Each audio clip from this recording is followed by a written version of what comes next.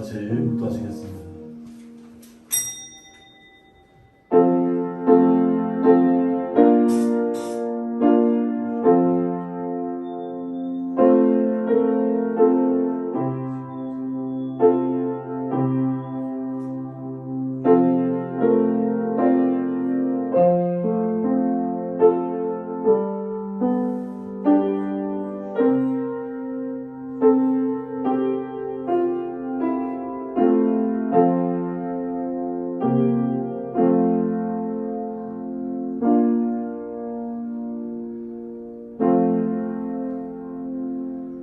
오직 여호와는 그 성전에 계시니 온 땅은 그 앞에서 잠잠할지니라 하시니라. 아멘. 네, 찬송가 43장입니다.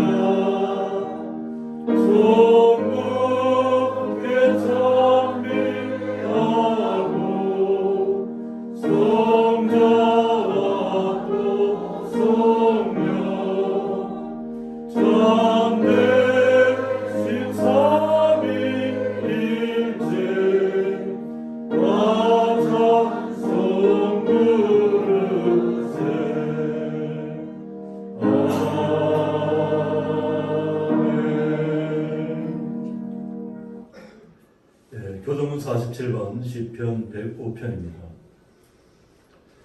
여호와께 감사하고 그의 이름을 불러 아뢰며 그가 하는 일을 만민 중에 알게 할지어다. 그에게 노래하며 그를 찬양하며 그의 모든 기이한 일들을 말할지어다. 그의 거룩한 이름을 자랑하라. 여호와를 구하는 자들은 마음이 즐거울지로다. 여호와 그의 능력을 구할지어다. 그의 얼굴을 항상 구할지어다. 그의 종 아브라함의 후손 곧 택하신 야곱의 자손 너희는 그가 행하신 기적과 그의 이적과 그의 입의 판단을 기억할지어다. 그는 여호와 우리 하나님이시라. 그의 판단이 온 땅에 있도다.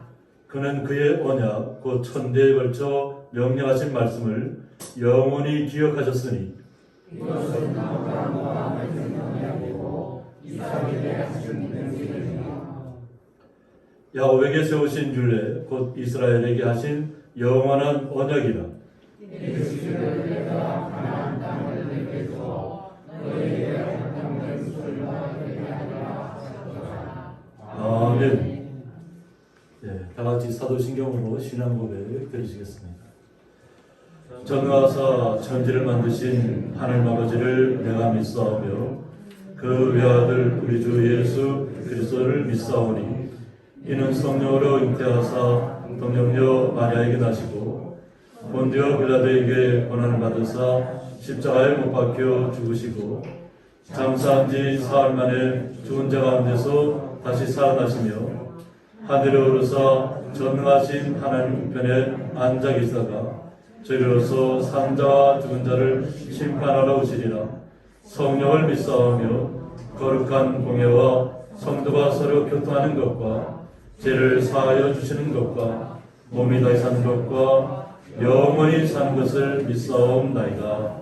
아멘. 예, 저희들 대표하여서 김종홍 집사님 나와서 기도해 주시겠습니다. 사랑과 은혜가 풍성하신 하나님 아버지, 온 천하가 녹색으로 덮인 아름다운 6월, 이렇게 주님 전에 나와 예배드리는 은혜의 시간 주심을 감사드립니다. 마음을 다하고 뜻을 다하여 주님만 섬기게 하시고 참 평안과 안식을 갖는 시간 되게 하여 주시옵소서. 이 시간 주님 전에 나와 머리 숙인 저희들, 지난 한 주간의 삶이 우리들의 생각에 따라 잘못 살아왔음을 고백합니다. 저희들의 죄를 용서해 주시고 말씀으로 깨닫게 하셔서 아름답고 참된 삶이 되도록 인도하여 주시옵소서. 코로나19로 인해 많은 성도님들이 신앙적으로 시련을 겪고 있습니다. 성도 간 거리두기와 마스크를 쓰고 주님께 예배 드려야 하는 모습이 참으로 안타깝습니다. 하루속히 예방접종이 완료되어 평안한 일상으로 돌이켜 주시옵소서. 오직 주님만이 우리의 소망이시며 치료자 되심을 믿습니다. 고통 속에서도 하나님의 뜻이 있으신 줄 믿고 순종케 하여 주시옵소서. 6월은 호국 보훈의 달이고 오늘은 현충일입니다. 국가와 민족을 위해 목숨을 바친 선열들과 보훈 가족을 기억하게 하시고 모든 이정자들이 서로 화합하고 공의와 정의로 나라를 다스리고 주님을 섬기는 행복한 우리나라 되게 하여 주시옵소서. 고양리교회를 사랑해 주시고 아름다운 교회로 인도하여 주시는 하나님의 아버지, 기도하옵기는 몸된 교회를 통하여 주님의 말씀이 온 누리에 전파되고 성도님들과 이웃 간에 화목하고 사랑이 오가는 하나님께서 기뻐하시는 교회 되게 하여 주시옵소서. 담임 목사님께 성령의 은혜로 충만케 하셔서 영육이 강건케 하시고 기쁨으로 사역하시는 참목자 되게 하여 주시옵소서. 참 좋으신 하나님 아버지, 우리들의 일상이 늘 주님과 동행하며 교회와 가정과 일터에서 풍성한 은혜의 삶을 누리게 하여 주시옵소서. 질병으로 고생하시는 성도님들 치유의 은총 베풀어 주셔서 건강한 삶이 되도록 허락하여 주시옵소서. 목사님 말씀 선포하실 때 성령님이 함께 하셔서 말씀 속에 하나님의 권세와 능력이 있게 하시고 말씀을 듣는 저희들 항상 주님의 말씀대로 살아가는 주님께 사랑받는 성도님들 다 되게 하여 주시옵소서. 우리를 구원하신 예수님의 이름으로 감사기도 드립니다. 아멘.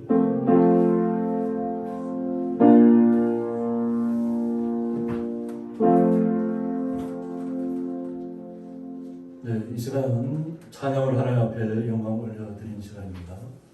네, 박분재 장님 나오셔서 하모니카 연주로 하나님 앞에 영광 올려드리도록 하겠습니다.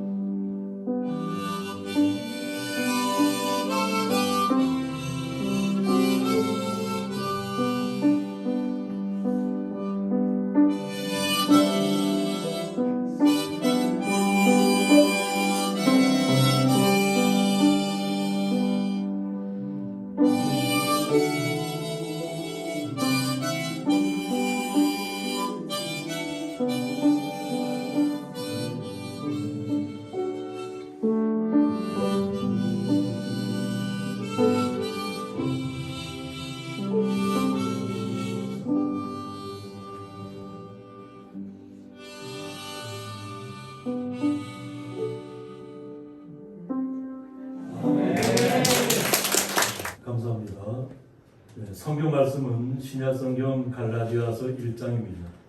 갈라디아서 1장 6절에서부터 12절까지 함께 합독하도록 하겠습니다. 함께 읽겠습니다. 그리스도의 은혜로 너희를 부르신 이를 이같이 속히 떠나 다른 복음을 따르는 것을 내가 이상하게 여기노라.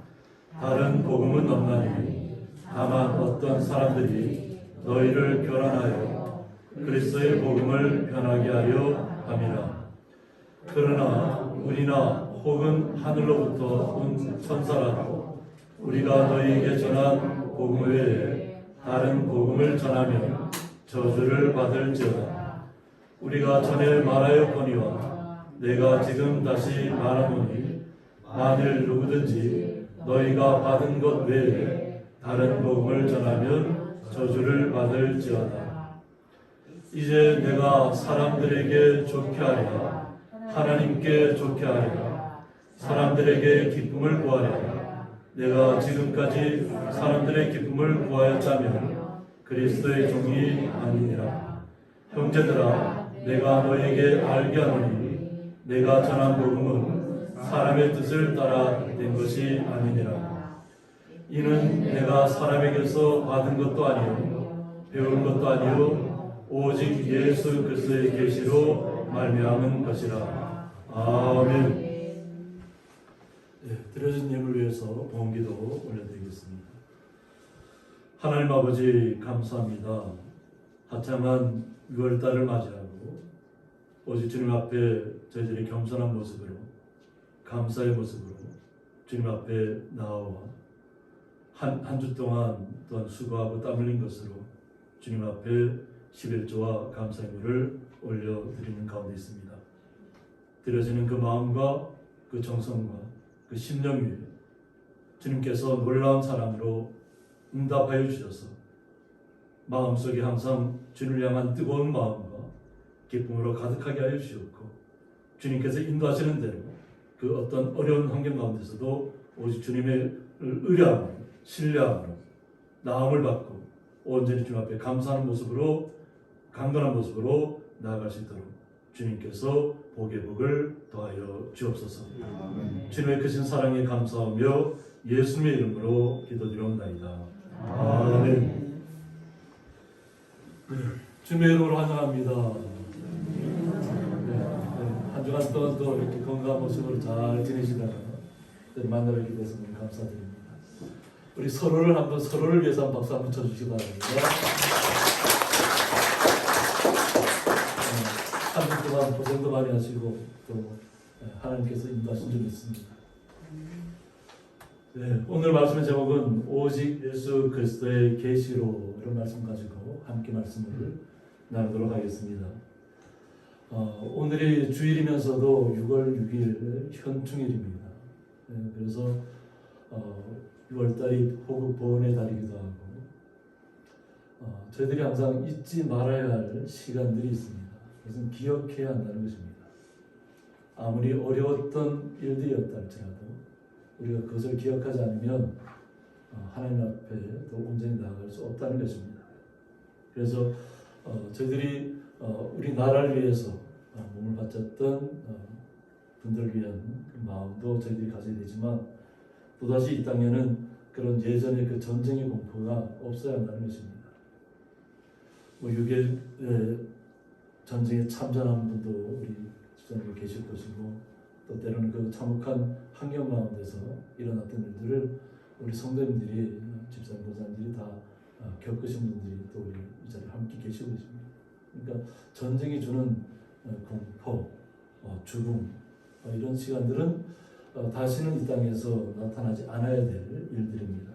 그래서 이것을 기억한다는 것은 뭐냐면 우리가 하나님 앞에 온전한 마음으로 이 땅에는 이런 어려운 일들이 다시는 나타나지 않기를 그런 바라는 마음으로 저희들이 주님 앞에 나아가는 줄 믿습니다. 또 이런 호국 보훈의 달이기도 하면서 또 저희들이 어떻게 보면 좀 잊어가는 시간들이 많이 있더라고요. 그래서 종교에 대해서 이렇게 한 조사하는 부분이 있더라고요. 그래서 보면 뭐 제주도를 제외하고 한 1,500명을 우리나라 한 19세 이상 되는 분들을 갤럽에서 이렇게 조사를 했다고 합니다. 조사해 보니까 정말 우리가 보면 6.25 전쟁을 끝마치고 이 땅에 복음이 들어온 상태에서는 굉장히 뜨거웠습니다. 제가 어린 시절을 교회에서 생활하면서 느꼈던 것이 뭐냐면 모든 문화적인 것이나 사회적인 영향력을 주는 것은 교회가 모든 것을 다 어떻게 보면 교회에 가야만 온전히 뛰어놀 수 있고 또 친구들 만날 수 있고 또 학생들끼리 저희들은 또 뭐 직접 뭐 이렇게 보통 그 당시에는 가리방이라고 하는데 직접 글씨도 펜글 써가면서 함께 그것을 인쇄하고 또 그러면서 함께 그 기쁨을 누렸던 시간들이 있었던 것 같아요. 그런데 오히려 여기는 전적인 뭐 기독교만을 얘기하는 것이 아니라 전체 종교에 관해서 다 전체를 봤더니까 사회적인 영향력이 계속해서 떨어지고 있다는 것이에요. 그러니까 어떤 저희들 입장에서는 교회가 교회의 역할을 잘 감당하지 못한다고 보는 것이죠.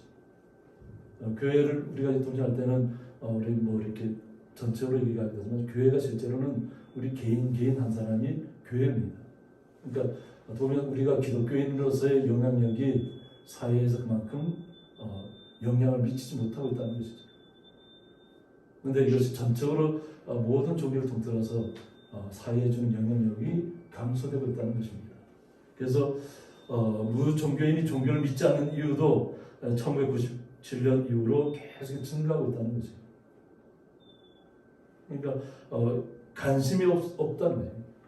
그러니까 종교에 대해서 관심이 없다는 거죠. 그래서 저희들이 예전에 저희들이 신학을 배우고 할 때 가장 이제 그 비유를 들었던 데가 뭐냐면 먼저 기독교를 받아들였던 것, 그러니까 유럽이라든가 영국이라든가 이런 곳에 보면 그곳의 교회는 정말로 너무나도 아름다운 교회들로 가득합니다. 그래서 많은 사람들이 교회를 어떻게 보면 순방 다니는 것이죠. 그런데 실제로 그 당시에 우리가 이렇게 신학을 하면서 충격받던 이유가 뭐냐면 실제로 그곳에 와서 예배하는 분들은 다 노년층에 계시는 분들인데 그것도 한 두 분, 세 분. 그 정도 와서 예배를 한다는 거죠. 그 거대한 교회. 정말 많은 사람들이 그것을 너무나도 잘 지어진 교회라고 해서 순례를 다니는 교회가 실제로 성도 수는 2명, 3명밖에 없었다는 얘기를 저희들이 신학을 하면서 굉장히 충격적으로 받아들였는데 우리나라도 이미 그와 같은 상황으로 가고 있다는 것입니다. 그래서 보면 종교인 비율도 2004년도보다는 2021년 현재 보니까 54%에서 40%로 한 10% 정도 다운되어 있다는 거죠. 그래서 신학교도 신학을 입학하는 분들이 매년 줄어들고 있어요. 예전에는 뭐 정말 서로 막 뜨거운 마음을 갖던 그 신학교가 지금 신학교에 가는 비율도 그만큼 현저하게 줄어들고 있다는 것이죠. 신학생들이. 그만큼 모든 것에 관심이 이렇게 추천 내려가는데 근데 실제 우리나라가 OECD 국가 중에서는 자살률은 1위라는 것이에요. 보면 모든 것이 다 풍족한 세상이잖아요. 그런데 마음에는 이미 혼돈이 찾아왔다는 거죠.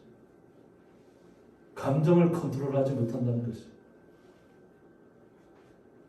제가 고향리에 처음 이곳에 오기 전에 꿈꿨던 것이 있습니다. 그건 뭐냐면 내가 고향리에 가면 작은 교회를 만들어야 되겠다.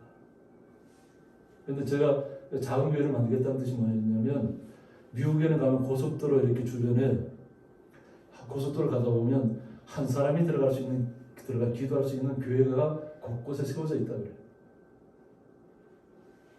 가다가 마음의 공허함이 찾아오고 뭐 죽고 싶은 마음이 찾아오고 자기의 마음을 컨트롤하지 못하는 그런 상황이 왔을 때 혹시라도 가다가 그 교회를 보고 들어가서 하나님을 만나라고 하는 것이죠.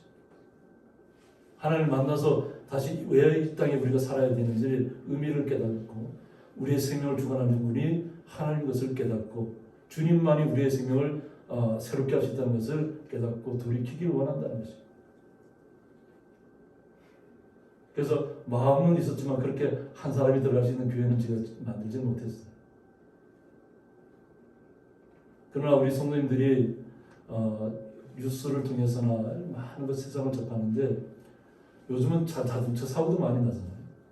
자동차 사고도 많이 나는데 감정을 컨트롤하지 못한다는 게 뭐냐면 제가 그 영상을 봤는데 60대 분이 여성분이 아마 운전을 했던 것 같아요. 운전하고 가다가 앞에 이렇게 도시는 워낙 이렇게 그 차들도 많고 오토바이도 많이 다니잖아요. 바이크가 앞에 있는데 바이크가 가다가 딱 섰습니다. 섰는데 이 60대 여성분이 오토바이가 쓴 줄 모르고 가서 뒤에 가서 오토바이를 박았어요.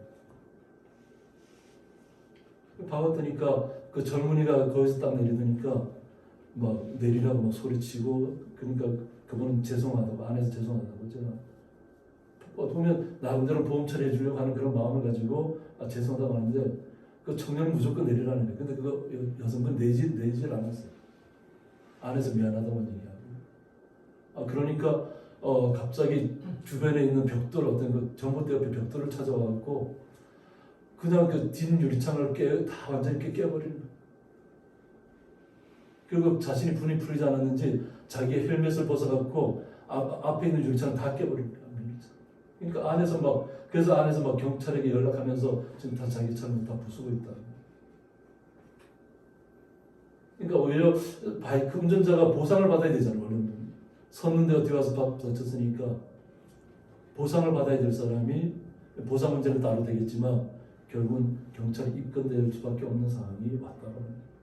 그러니까 한순간에 감정 컨트롤을 하지 못해서 그냥 욱하는 마음 때문에 모든 상황이 반대로 바뀌었다고 합니다. 그러니까 지금 현 시대가 자신의 감정을 컨트롤하지 못하는 거예요. 그러니까 하나님을 우리가 온전히 안다면 하나님의 사랑 안에서 좀 이렇게 품어야 되죠.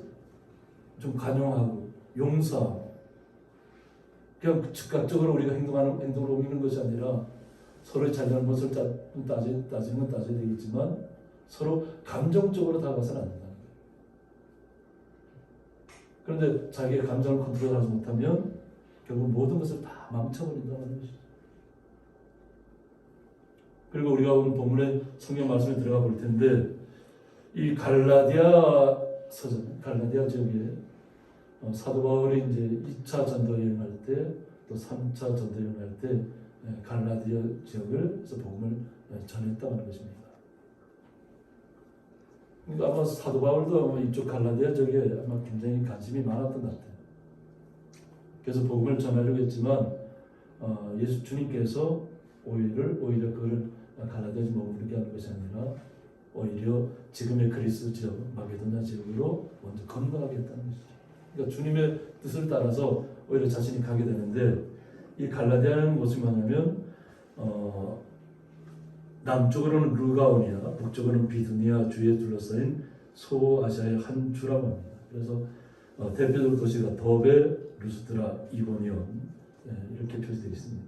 그래서 제가 이렇게 색깔을 표시한 영역 표시가 갈라디아 지역입니다. 그래서 보면 넓은 지역이죠. 소아시아 지역이 굉장히 넓은 지역인데 그곳에서 복음을 전했지만 그리고 주님께서 마게도냐 지역으로 가기를 원했기 때문에 다음 장소로 이동을 해서 복음을 전했고 그런데 이곳 갈라디아에서 들려오는 소리들이 그들의 마음이 혼란이 찾아왔다는 거죠. 자신이 전한 복음하고는 전혀 관계없는 일들로 그들이 혼돈 속에 빠져 있다고 하는 겁니다. 그래서 그 혼돈 속에 빠져 있는 갈라디아 지역에 사도 바울이 다시 한번 말씀으로 어떤 기록은 한 AD 53년에 기록한 것이 맞다 이렇게 표현하고 있습니다. 여러 가지 설들이 있습니다. 그렇지만 그 중에 가장 유력한 것이 AD 53년에 기록한 것으로 이렇게 기록이 되어 있습니다.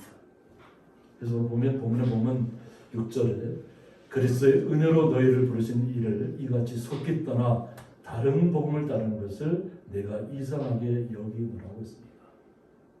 다른 복음을 따른다는 거죠. 그런데 그 다른 복음이 무엇을 뜻하냐면 유대인들의 어떤 율법 그리고 할례를 이야기합니다. 그래서 헤테론 유앙겔리온이라고 해서 갈라디아 교회에 만연한 유대주의적 복음을 얘기한다.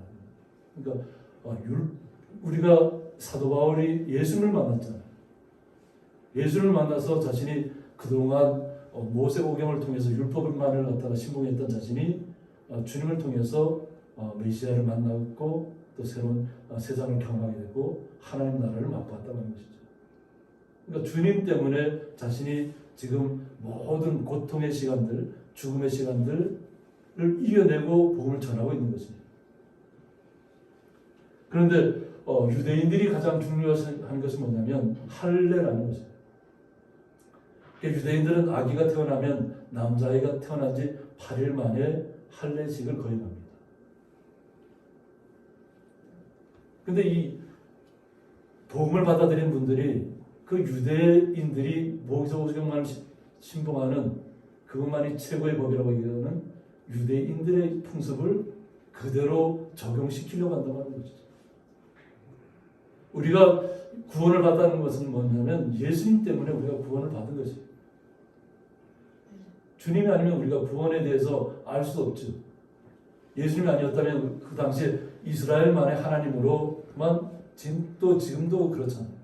지금도 이스라엘 안에는 그냥 오직 하나님만을 신봉한다면서 그리스도를 받아들이지 않은 사람들이 유대교 안에 너무나도 많이 있어요.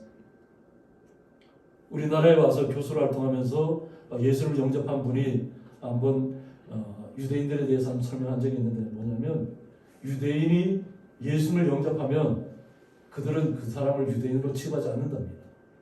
그냥 이방 사람처럼 취급한다는 거죠. 자신들이 믿는 하나님을 믿지 않고 예수를 영접했다는 것 때문에 유대인이면서도 그들은 유대인이 아니라는 것입니다. 이방인 취급을 받는다는 거죠. 근데 그 분은 한국에 와서 교수 활동하면서 나는 이방 취급, 유대인들로부터 이방인 취급을 받아도 자신은 오직 예수 그리스도만을 믿고 신뢰한다는 거죠. 그래서 그것을 표현하는 것인데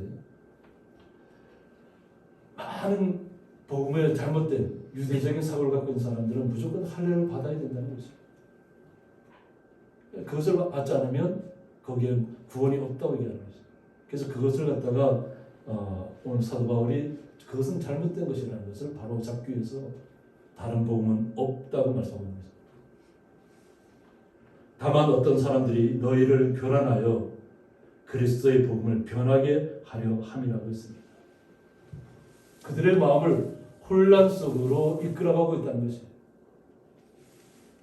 주님만을 우리가 믿고 나아가면 우리는 영원한 하나님의 나라를 날마다 맛보면서 주님 앞에 우리가 우리의 모든 삶들 주님 앞에 다 아뢰잖아요.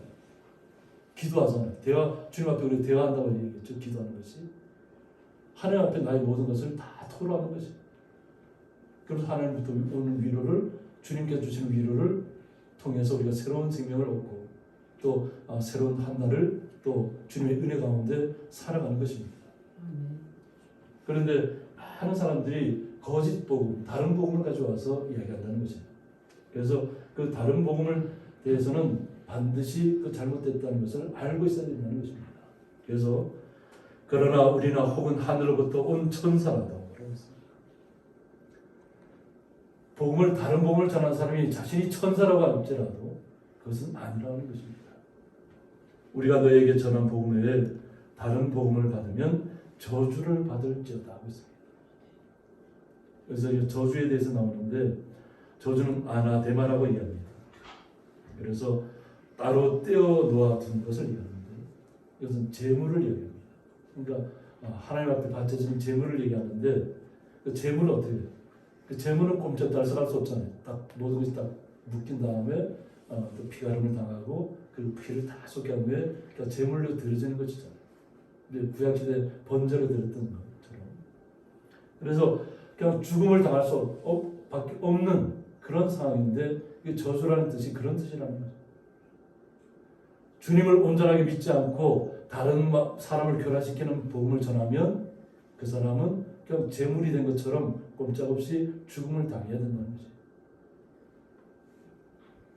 그래서 9절에서 우리가 전에 말하였거니와 내가 지금 다시 말하노니 만일 누구든지 너희가 받은 것 외에 다른 복음을 전하면 저주를 받을지어다 하고 있습니다. 저주에 대한 부분이 계속해서 이야기가 나타납니다. 그러니까 그만큼 다른 복음에 대해서 그 복음을 가지고 마음의 혼란 상태가 오면 안 된다는 것입니다. 오직 주님을 통해서 우리는 구원을 받았다는 확신 가운데 나가야 되지. 이스라엘 민족이 섬기는 유대인들처럼 율법에 매여서 그 율법에 있는 대로 행해야만 우리가 구원을 받는 것처럼 나타나서는 안 된다고 하는 것입니다. 그래서 그것에 대해서 복음을 전하면서 우리는 사도 바울이 어떤 복음을 전하는 사람인가를 우리가 먼저 알아야 될 줄 있습니다. 사도 바울은 모세 오경망을 신봉했던 사람이에요. 율법 학자예요. 그 율법을 가르치는 선지자고 선생이었다고 하는 것이에요. 그래서 예수 그리스도를 믿는 사람들을 다 어떻게 했던 분이라고 했죠? 잡아다 가두고 죽이는 것을 당연하게 생각했던 사람이 바로 사도 바울입니다. 그러니까 사도 바울은 자신이 변화를 받은 다음에 이름이고 그 전에 이름은 사울이잖아요.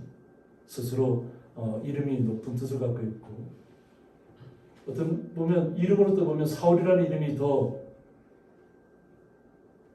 이름으로 따지면 사울이라는 이름이 더 뚜렷하게 더 좋은 이름이에요.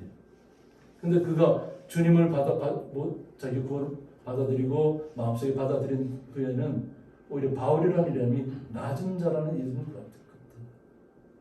높은 자가 아니라 낮은 자라는 거예요. 그러니까 스스로 나는 낮은 자라고 고백하는 것입니다. 그러니까 주님의 은혜를 깨닫고 나니까 자신은 높은 자가 아니라는 것을 깨닫게 되었다는 거예요. 그 겸손한 자의 모습으로 돌아가서 오직 예수님만을 전한다고 하는 것입니다. 그래서 자신이 받았던 은혜가 있기 때문에 이제 내가 사람들에게 좋게 하랴 하나님께 좋게 하랴. 사람들에게 자신의 인기를 얻기 위해서 사람들의 마음에 맞는 이야기를 해주는 사람이 아니라는 것이죠. 오직 하나님께서 예수 그리스도를 통해서 주신 참 복음, 그것은 구원이잖아요. 영원한 하나님의 나라에 이룰 수 있는 그것을 전하기 위해서 자신이 나왔지 사람들을 기쁘게 하기 위해서 나타난 것이 아니라는 것입니다. 사람들에게 기쁨을 받게 했다면 왜 자신이 그토록 태장에 맞아야 되고 돌에 맞아야 되고 고난의 시간들을 왜 자신이 묵묵히 주님 때문에 나아갔을 수 있었냐는 것이죠. 그러니까 사람들의 마음만을 기쁘게 하는 것이라면 그 사람들이 원하는 대로 유대인들의 율법을 그대로 전해주고 다 할례 받으라 얘기하고 좋은 것이 좋다고 얘기하면 자신에게는 핍박이 없을 거 아니에요. 그 고통의 시간들이 없을 텐데 자신은 그 고통의 시간들을 주님 때문에 걸어가고 있다는 것이에요. 사람 때문에 자신이 이 길을 걸어가는 것이 아니라는 것입니다. 사람들의 기쁨을 구하였다면 그리스도의 종이 아니라고 했습니다. 사람의 마음만을 기쁘게 하기 위해서 자신이 다른 복음을 전한다면 그것은 하나님과는 관계가 없다고 하는 것이죠. 형제들아 내가 너에게 알게 하노니 내가 전한 복음은 사람의 뜻을 따라 된 것이 아니니라고 했습니다. 사람의 뜻을 따라서 자신이 복음을 받아들인 것이 아니라는 것입니다. 메시아 대신 예수 그리스도를 부활하신 승천하신 예수 그리스도를 그가 다메섹 도상에서 빛 가운데 만났다는 것입니다. 그 빛이 임하니까 자신이 앞을 볼 수 없는 상황이 되어버렸잖아요. 그리고 들려오는 음성은 나는 내가 핍박하는 예수라고 주님께서 말씀하고 계셨어요. 그리고 오히려 자신을 핍박했던 사울을 그의 마음을 변화시켜서 바울로 스스로 바울이라는 이름을 개종하고 오직 주님만을 전하는 용사로 나타나시도록 주님께서 인도해 주셨다고 합니다. 그러니까 그가 가는 길을 주님께서 보호하셨어요. 태장에 맞을 때나 돌에 맞을 때나 항상 하나님께서 그를 함께 하셨다는 거죠.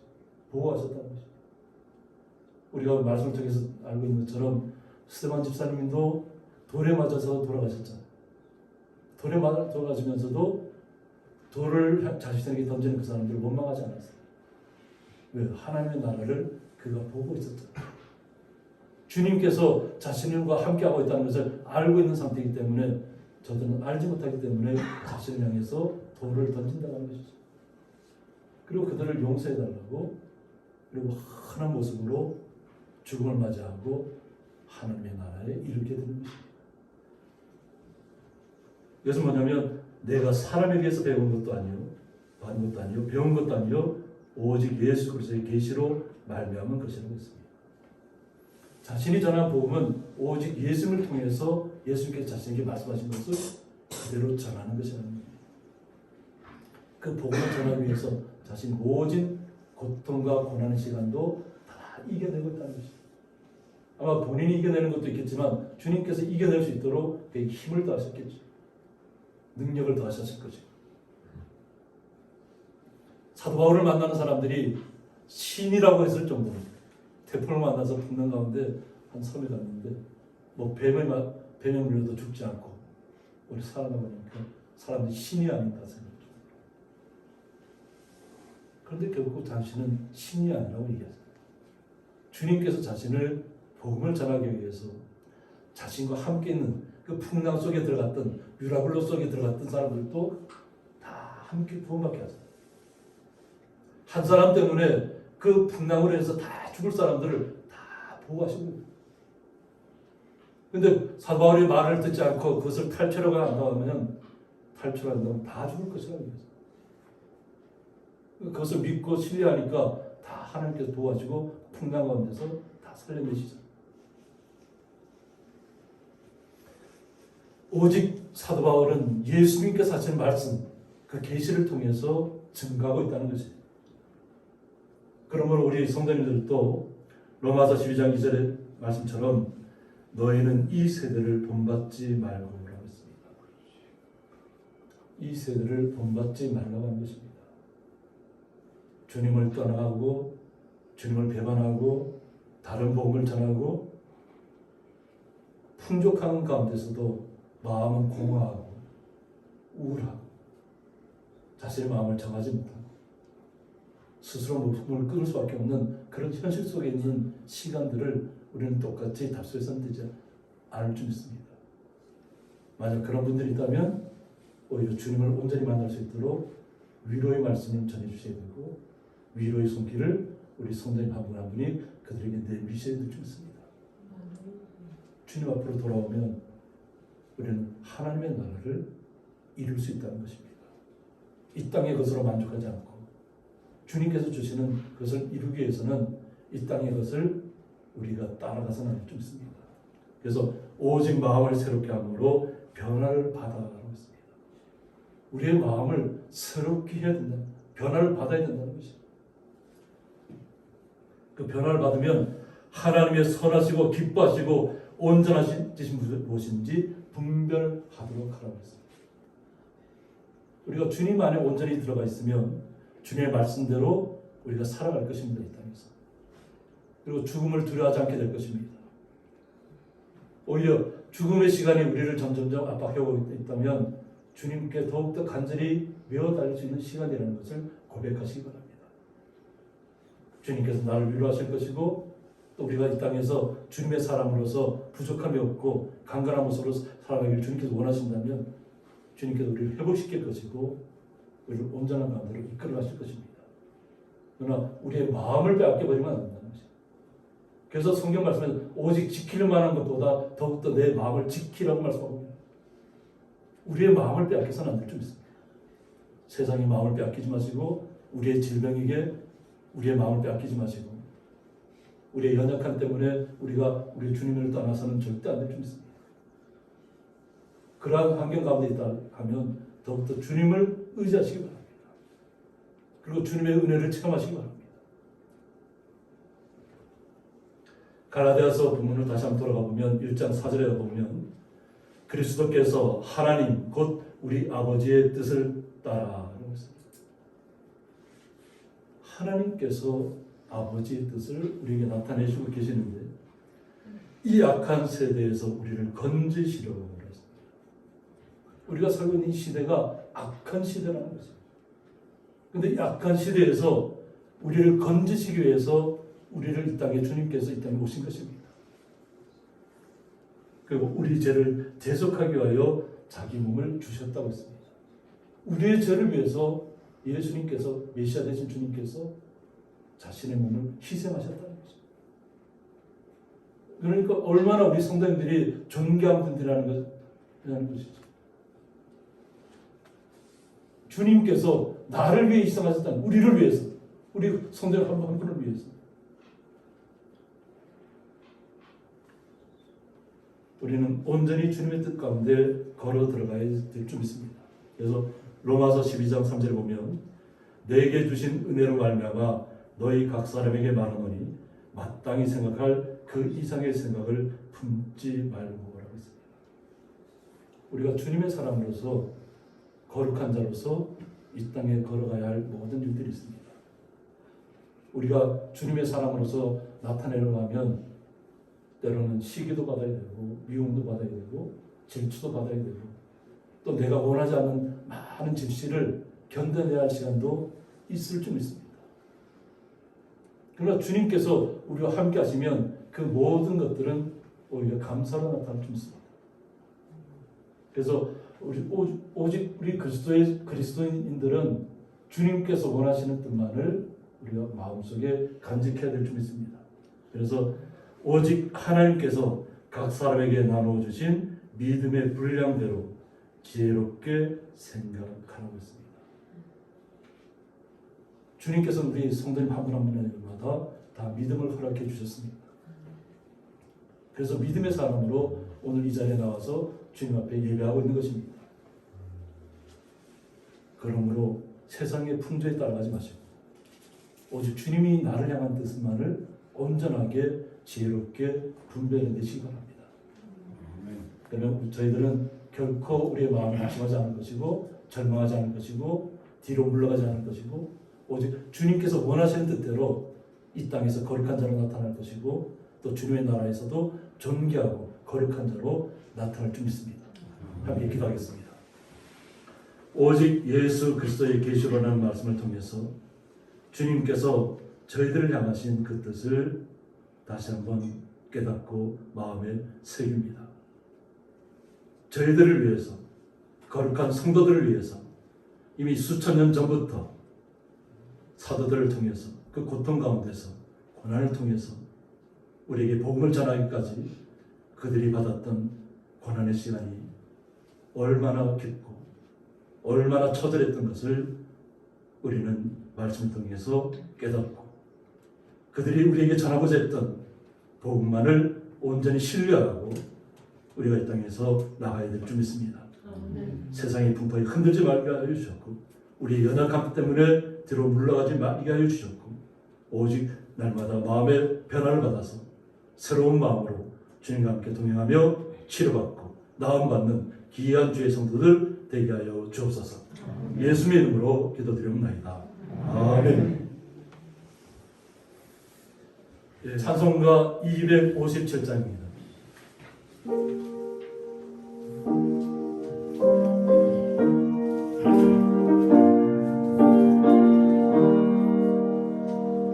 마음에 가득한 의심을 깨치고 지극히 강력한 마음으로 찬송을 부르는 어린 양 예수의 그 피로 속죄함 얻었네.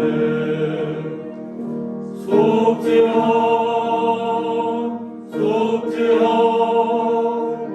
주 예수 내 죄를 속했네. 할렐루야 소리를 합하여 함께 찬송하세. 그 피로 속죄함 얻었네.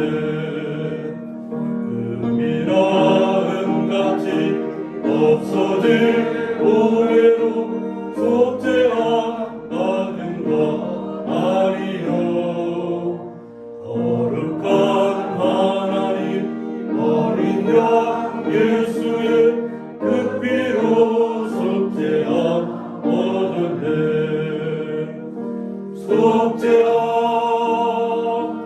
속죄함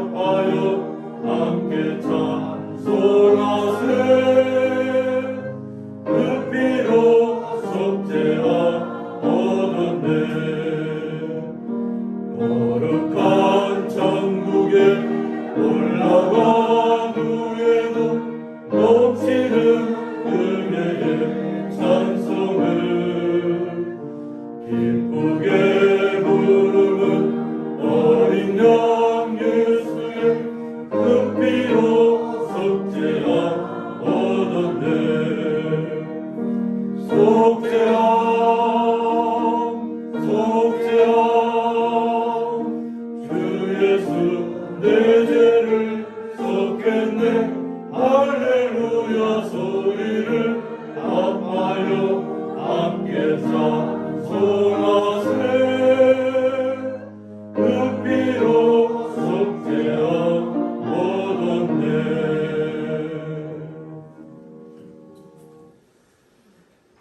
이제는 주 예수 그리스도의 은혜와 하나님의 사랑과 성령의 감화 교통하심이 오직 예수 그리스도의 계시로의 말씀을 통해서 사도 바울이 저희들에게 전했던 주님을 온전히 신뢰하고 이 땅에서 그 어떠한 풍파가 다가오든지 주님과 함께 주님의 나라를 사모하며 나아가기를 원하는 주의 성도들과 그 가정과 기업 위에 영원토록 함께 있을지어다. 아멘.